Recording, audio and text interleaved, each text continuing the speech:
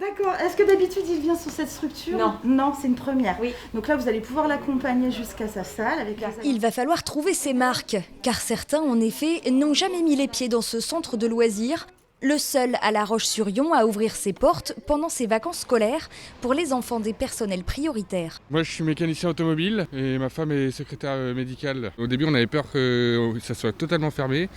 Et là, ça aurait été très compliqué. Pour nous, c'est parfait parce que c'est son école. Donc, il va retrouver ses locaux. Après, on ne sait pas, il y aura sûrement d'autres enfants avec lui.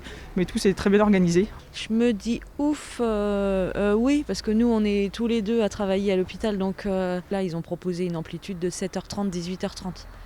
Donc ça nous permet quand même de pouvoir s'adapter et puis venir les chercher et travailler en même temps.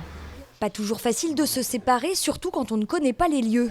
Mais le centre du Bourg-sous-la-Roche n'a pas été choisi au hasard. Les locaux de l'école sont en effet particulièrement adaptés à la mise en place des mesures sanitaires. Les parents peuvent être dehors et en fonction des âges, l'accueil se fait dans les classes avec des portes qui sont accessibles de l'extérieur. Ça permet qu'il n'y ait pas trop de croisements dans un couloir étroit puisque l'accès se fait par l'extérieur. Depuis les annonces gouvernementales, toutes les équipes d'animation de la ville étaient à pied d'œuvre pour organiser ces vacances anticipées.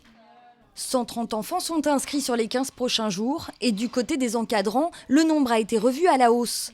D'un animateur pour 8 enfants, il passe à 2 pour permettre d'assurer également le nettoyage du matériel. On s'est beaucoup appuyé sur l'expérience de l'année dernière. C'est vrai qu'un an après, on n'aurait jamais cru redevoir mettre en place ces modalités-là. Ils sont divisés en petits groupes et ces petits groupes resteront identiques toute la semaine. Voilà, ça permet de maintenir des mesures de précaution sanitaire au maximum et d'identifier les enfants, les interactions qu'ils ont tout au long de la semaine.